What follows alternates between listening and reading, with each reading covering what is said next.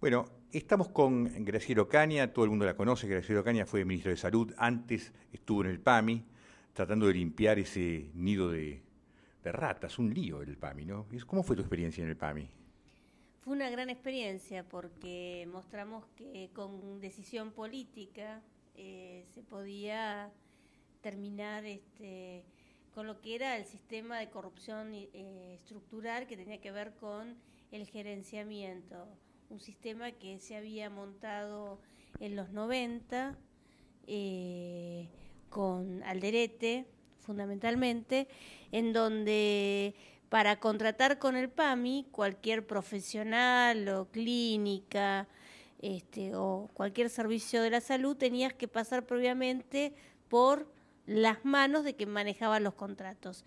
72, 73 contratos englobaba el presupuesto que era el tercero o el cuarto, de acuerdo al año, de la Argentina, o sea, después del presupuesto nacional, el de la provincia de Buenos Aires y en algunos casos antes o después del de la ciudad de Buenos Aires, el PAMI, digamos, todas esas contrataciones las canalizaba en 73 manos, que por supuesto se quedaba con una parte de los fondos que el PAMI pagaba. Nosotros, esto está demostrado en la justicia, en algunos casos es entre el 10 y el 20% de la prestación y no había forma sino de contratar. Decidían otros, el PAMI pagaba y a su vez ese que tenía el contacto político por el cual había llegado al contrato era el que manejaba históricamente esto, ¿no? ¿Vos tenés Y idea de, nosotros rompimos mm, eso, democratizamos, te diría, ¿vos las tenés idea contrataciones. cuánto dinero del que del que salía del PAMI efectivamente le llegaba al usuario? Yo calculo que entre las prestaciones, entre el 10 y el 15% en promedio, por supuesto que ninguno de estos negocios dejan recibos, pero sí lo que pudimos determinar en el caso de un prestador particular, Romano, que hoy se encuentra preso. Este señor era un poco, te diría, el dueño del PAMI, manejaba 1 millón de cápitas, es decir, todos los meses el PAMI le pagaba al señor Romano, a la gerenciadora que manejaba, para que dé salud en los 3 niveles de atención, atención primaria y niveles de internación y complejidad, todos los meses para atender a 1 millón de personas. Ahora, este señor no tenía una sola clínica, no tenía una sola cama para atender, simplemente tenía el contrato e iba y les juntaba la cabeza a las clínicas, a los médicos y administraba ese contrato. Nosotros comprobamos que el señor Romano se quedaba, incluso por auditorías que se hicieron en las clínicas, que recibía nuevamente el dinero y más o menos es el 13%, entre el 15 y el 20%.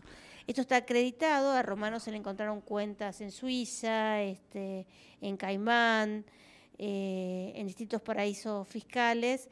Y bueno, pedimos en su momento a nosotros que se bloquearan esos fondos. Lamentablemente los fondos fueron bloqueados, pero luego fueron desbloqueados y por supuesto todos sabemos que en ese desbloqueo desaparecen.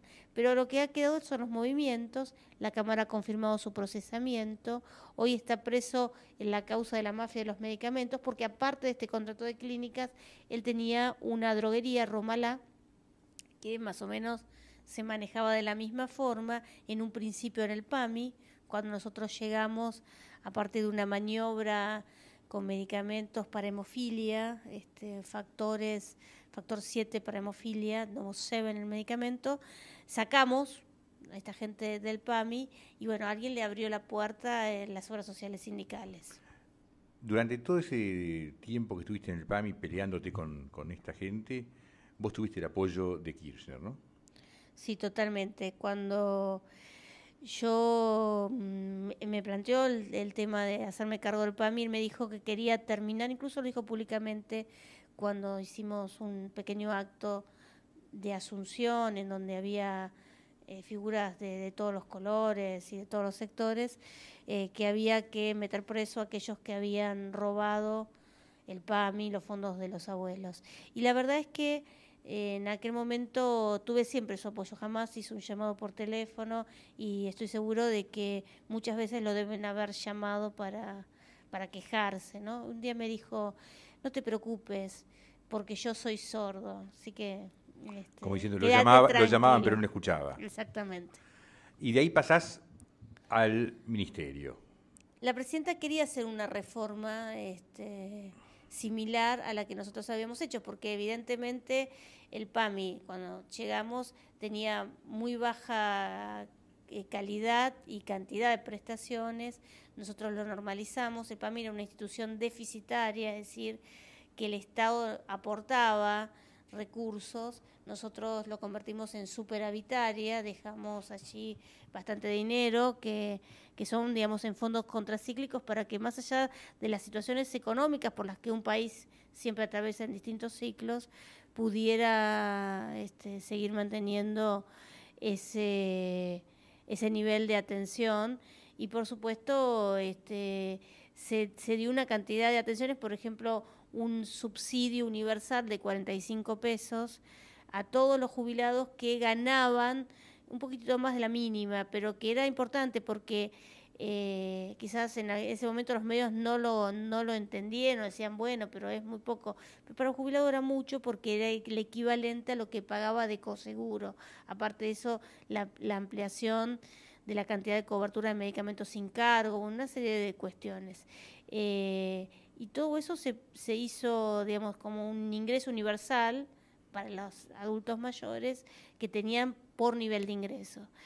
La verdad es que creo que lo que la presidenta buscaba era replicar la integración del sistema. El sistema de salud argentino tiene una multiplicidad de financiadores y en ese marco se pierde mucho dinero, por un lado, por la ineficiencia, digamos, hay unidades económicas que no son sustentables dentro del sistema, es decir, si yo quiero atender a 500 afiliados, obviamente mis gastos administrativos van a ser tan grandes que eso va a ir en detrimento de la prestación, que tengo que recordar que la salud se financia de distintos lugares. Por un lado, lo que los ciudadanos pagamos vía impuestos al Estado, tanto nacional como provincial como municipal. Por otro lado, el impuesto, los tributos obligatorios al trabajo, esto es lo que nos detraen para la obra social.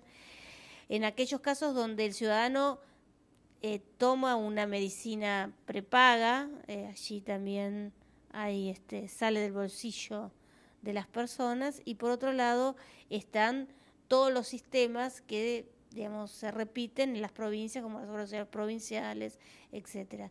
Es un entramado muy complejo que lo que creo que merece una discusión, porque la Argentina invierte prácticamente el 9% de su Producto Bruto. ¿Cuánto? 9% de su Producto Bruto en salud es una suma importante y considerable cuando uno suma los distintos subsectores, entonces desde lo que los municipios invierten, la nación invierte, las provincias, lo que cada uno saca de su bolsillo para garantizar la salud, lo que aportan para las obras sociales, tanto sean sindicales o provinciales, o sea, una suma muy considerable que evidentemente debería tener como consecuencia una mejor calidad del sistema, y basta ser un usuario del sistema para darnos cuenta de que tenemos problemas con camas que faltan, tenemos ausencia de recursos que son críticos, como por ejemplo enfermeras o médicos de algunas especialidades que son las que más se utilizan. Digamos, quizás tengamos muchos cirujanos plásticos y muchos más de los que necesitamos y muchos menos o pediatras o médicos generalistas.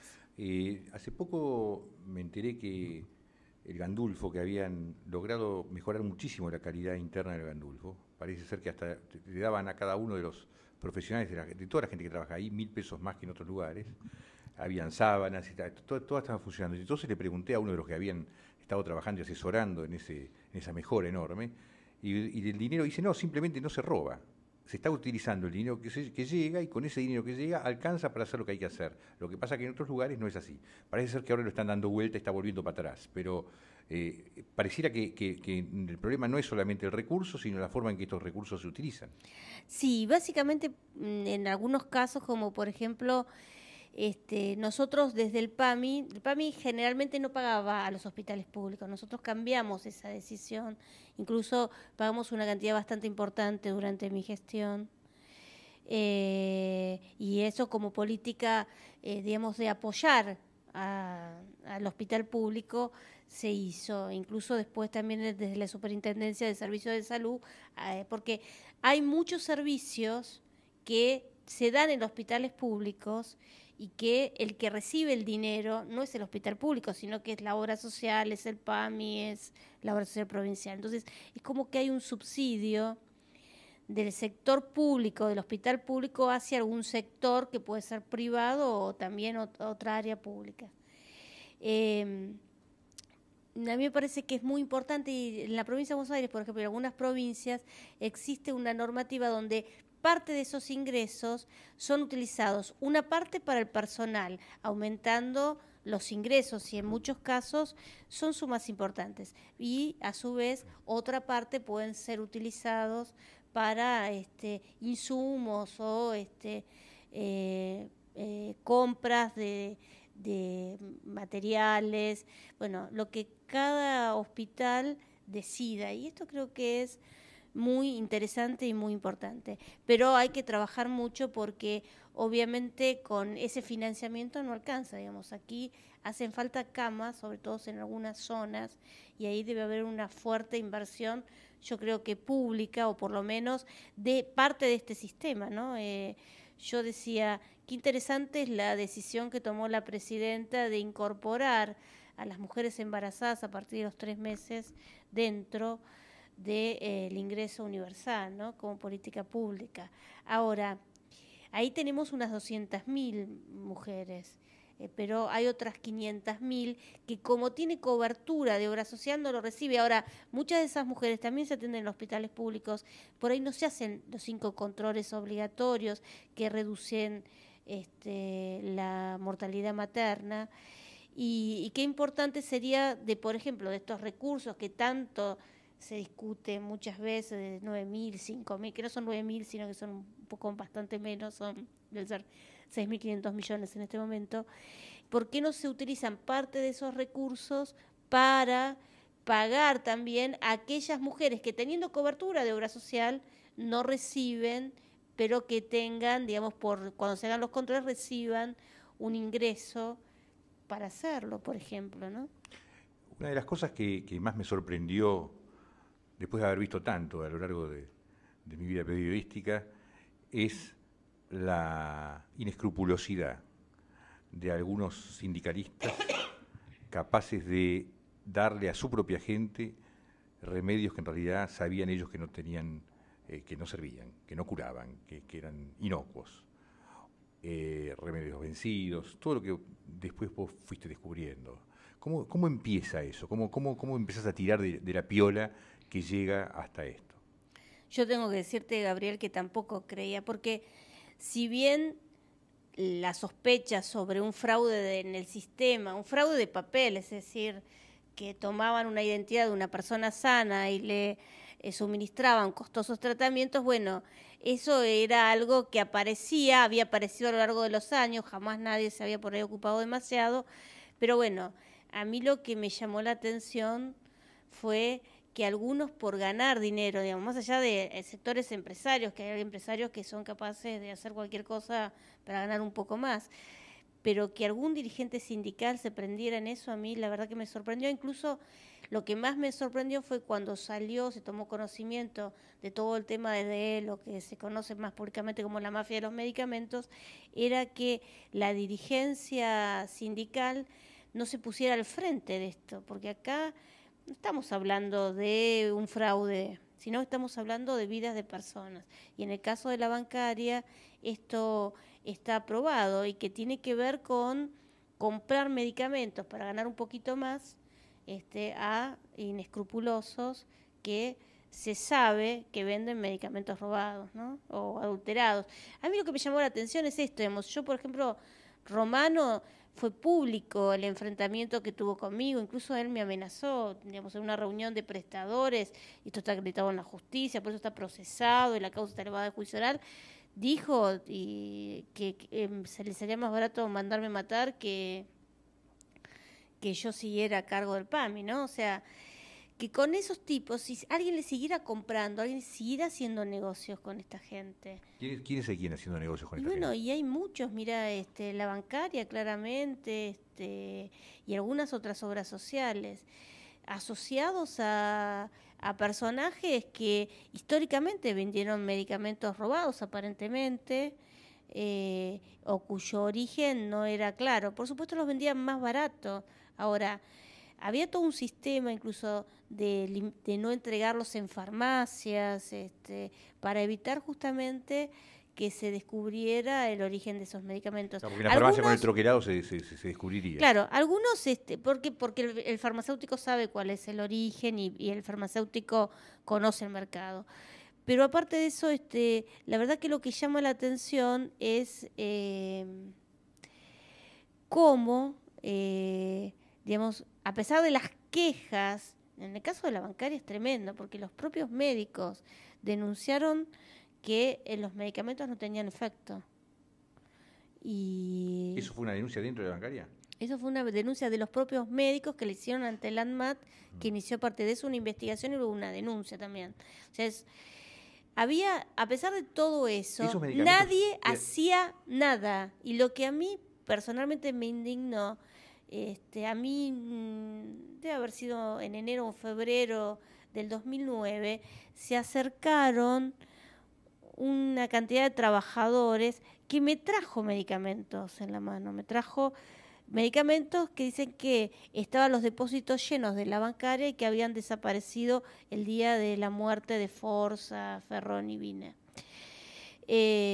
Nosotros nos mandamos a analizar al ANMAT, eso por supuesto lo presentamos a la justicia, y los medicamentos no reunían las cualidades que debían tener. Pero lo que me dijeron estos trabajadores es que ellos se habían acercado a otros funcionarios y que cuando llegaron a la bancaria los llamó Zanola y le dijo, sabemos que ustedes estuvieron con tal, o sea, encima los entregaban, vinieron con mucho temor ese día a tratar de hablar con alguien y terminé atendiéndolo yo.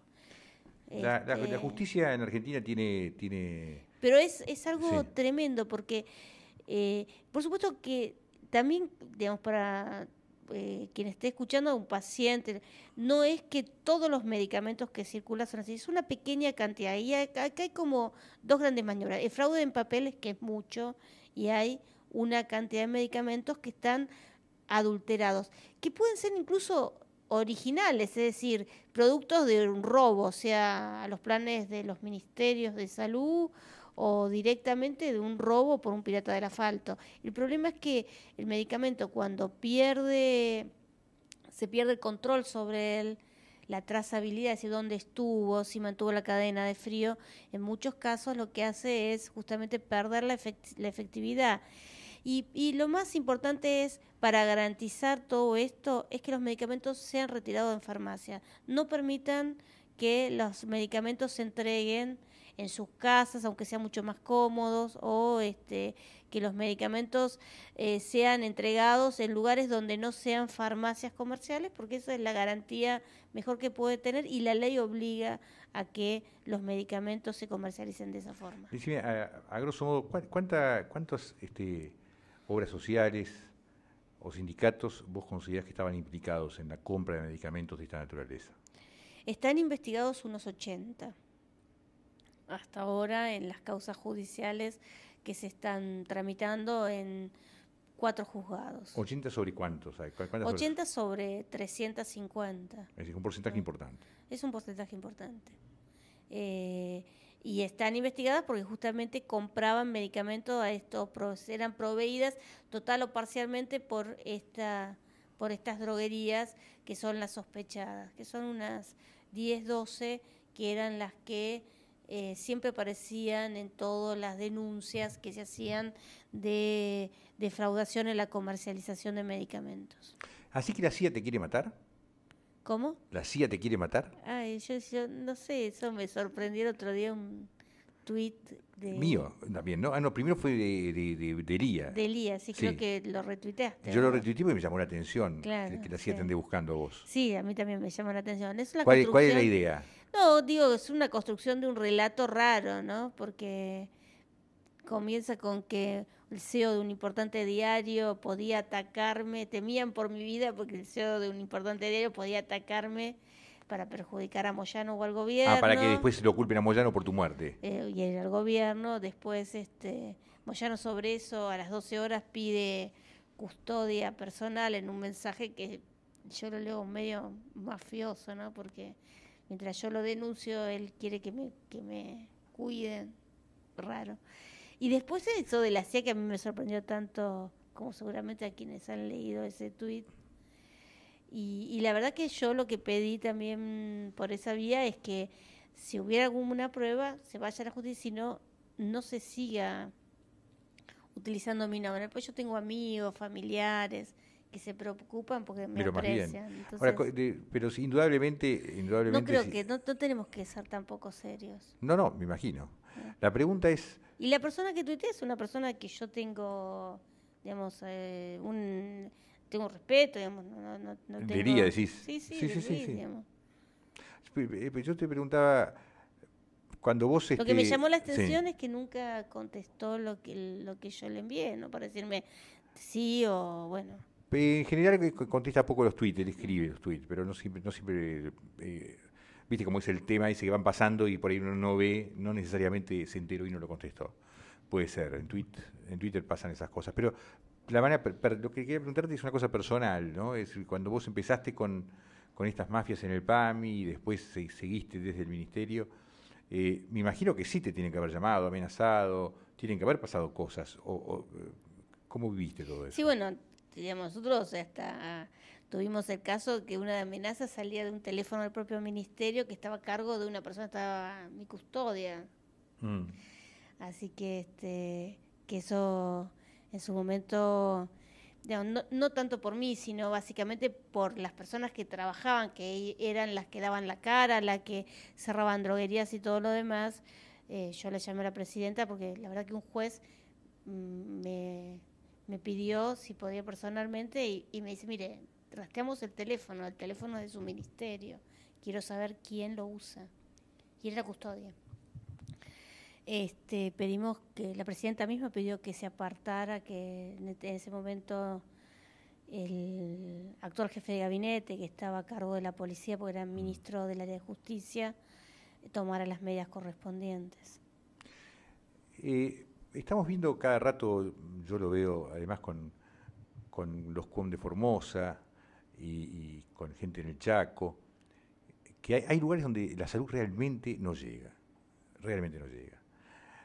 Cuando hago alguna crítica al respecto, básicamente porque quiero que esa gente las atiendan, sobre todo a los COMA, a quien conozco, a los Wichí de Formosa, por una cuestión de relación personal también a veces. Dicen, bueno, es un asunto que no es del Estado, es un asunto de la provincia. ¿En qué medida realmente el Estado Nacional no es el último responsable siempre de toda la salud de la población argentina? Yo creo que es uno de los temas que hay que discutir es el sistema federal en salud, porque las provincias han resguardado para sí la salud. Entonces, el Ministerio de Salud no tiene hospitales, no tiene estructura para dar atención, y eso es un limitante muy grande para cualquier fija política, pero también las políticas son fijadas en el marco de acuerdos entre los distintos ministerios y por supuesto la nación no tiene forma de eficiente de ejercer un control, es decir, bueno, ¿qué pasa si esa provincia no cumple con los compromisos que tomó? No pasa nada.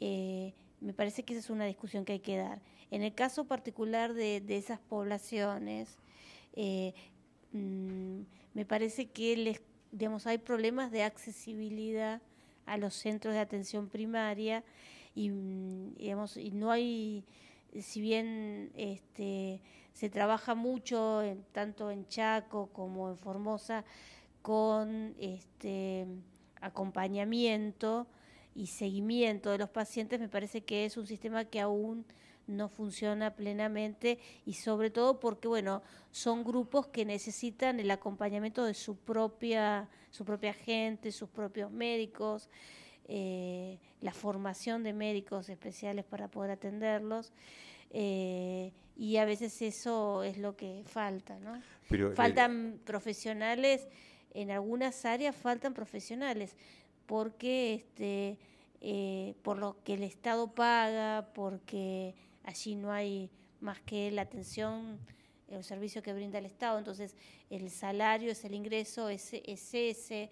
Muchas veces el médico le significa irse a muchos kilómetros de su familia, no vivir en condiciones, perder contacto un poco con el mundo, cuando la verdad que todas esas cosas hoy con las comunicaciones debería garantizarse una casa, la posibilidad de tener las comodidades necesarias para que pueda haber. Yo he conocido muchos médicos jóvenes que están muy interesados en poder hacer esas actividades, pero a veces no tienen el acompañamiento que necesitan para poder hacerlo, ¿no? en la comunidad de la Primavera. Nosotros, Sí. por ejemplo, casos, San Juan, un sistema también muy concentrado. En la ciudad de San Juan hay efectores privados y públicos, ahora tienen un excelente hospital, pero en el interior es todo público, entonces, y a veces es muy difícil llegar a algunos lugares, que el médico quiera radicarse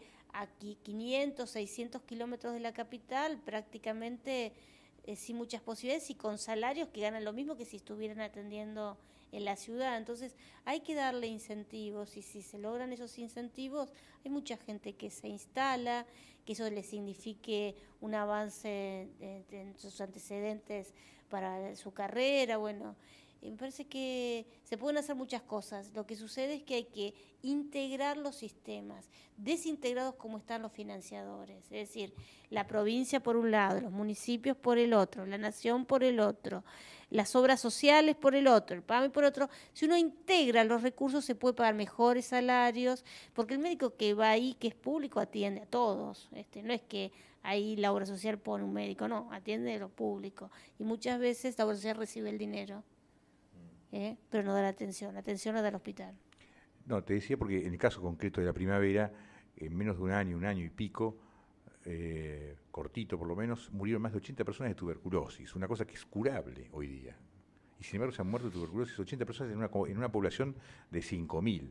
Entonces yo digo, si el Estado provincial, de manera negligente y a veces desprofeso, en el caso de los chicos de la Primavera, que no los está atendiendo y los chicos se tienen que ir a atender, y la gente se tiene que atender a veces hasta el Chaco, hasta Jujuy, porque por orden del gobernador no se los atiende.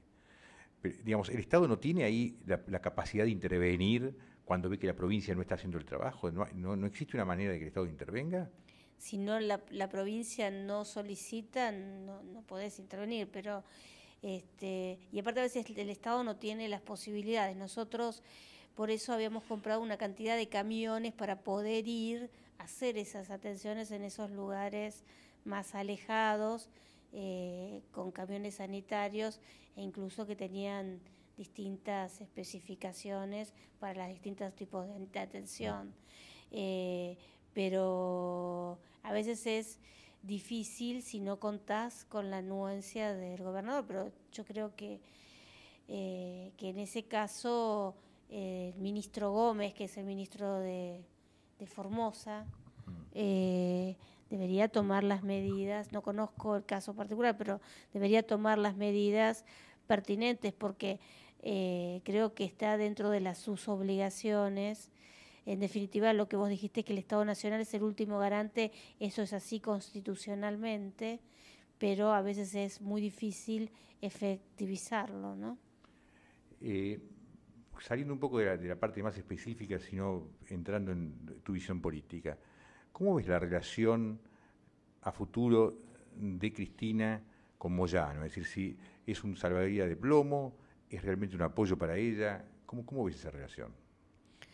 Yo creo que Moyano se ha constituido en un apoyo importante del gobierno, sobre todo en los años precedentes, pero a su vez para ese apoyo él consiguió una serie de beneficios personales que hoy condicionan, creo, y mucho al gobierno, digamos, el tema de que presida el principal distrito del peronismo, creo que es un condicionante bastante importante y seguramente ese condicionante lo van a sentir muchos de los que deban negociar las listas a futuro, porque creo que evidentemente hay un poder sindical que quiere también verse reflejado en lo político, y es a partir ese reflejo es a partir de el poder que le ha dado el gobierno a Moyano, ¿no?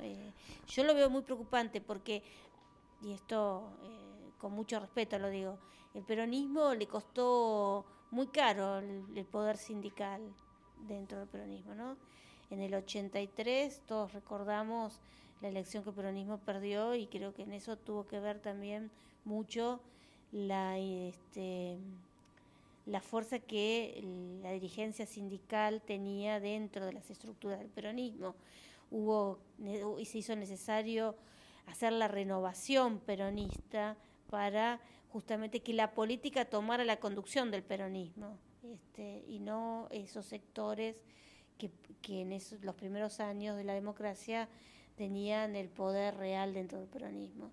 Bueno, ojalá no pase lo mismo nuevamente, ¿no? Porque creo que a partir de la renovación el sector sindical, digamos, tuvo una preponderancia dentro de la política, ¿no?, del peronismo bastante menor. Bueno, hay 3 preguntas ya terminando un poco con el reportaje que les hacemos ahora a todos los reportados, que son las mismas. La primera es, ¿cuál fue el mejor plan que vos hiciste que te fracasó? La mejor idea que no salió. Y te diría que la mejor idea fue la posibilidad de comprar, ¿no?, de que las obras sociales no adquirieran más medicamentos para atención de alto costo y baja incidencia, que las adquiriera el Estado y que solamente se dispensara a través de las obras sociales con un sistema muy parecido al que yo había implementado en el PAMI, que fue bastante exitoso y bastante bueno. Y eso no marchó. No avanzó, no fue.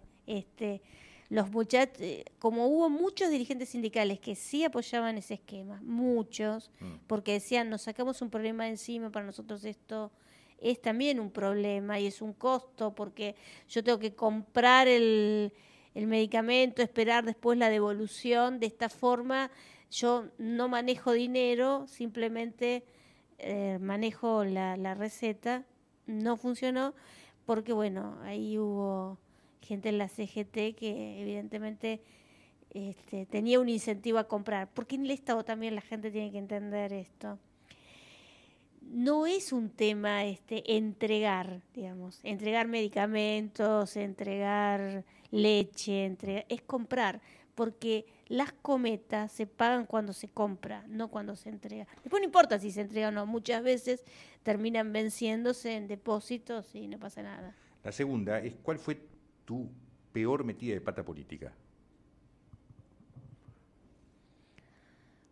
Una tiene que ser. Sí, bueno, la que te acuerdes. Mira, creo que la que a mí más me afectó fue cuando, por ahí no en el momento que lo decidí, pero sí después, quizás haber aceptado el Ministerio de Salud. Para mí sabía que tenía más costos, pero la verdad que siempre pensé que allí había una decisión de la presidenta de que quería avanzar. Nunca me imaginé que ella no iba a querer llegar a un punto, pero no iba a atreverse a pasarlo. Y esta es la menos educada de las preguntas. Si te acordás de alguna cosa que te haya salido muy bien, pero de pedo, de casualidad, no pensada en política. La verdad es que bueno, a Kirchner le salió a presidencia. Exactamente, qué sé yo, no sé, haber acompañado a Kirchner, haberle dicho que sí en ese momento. La verdad que si vos lo pensabas era más riesgos, nadie había salido bien de una institución como el PAMI. Y sin embargo, creo que para mí fue una valiosa experiencia y también puedo mostrar una buena gestión.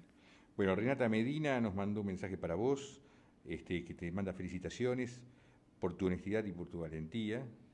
Después las preguntas ya las fui haciendo de algunos tuiteros que nos fueron mandando. Bueno, te agradezco muchísimo que hayas venido para acá. No, gracias a Renata y gracias a los tuiteros que mandaron preguntas y bueno, no, gracias por la invitación. Bueno, hasta luego.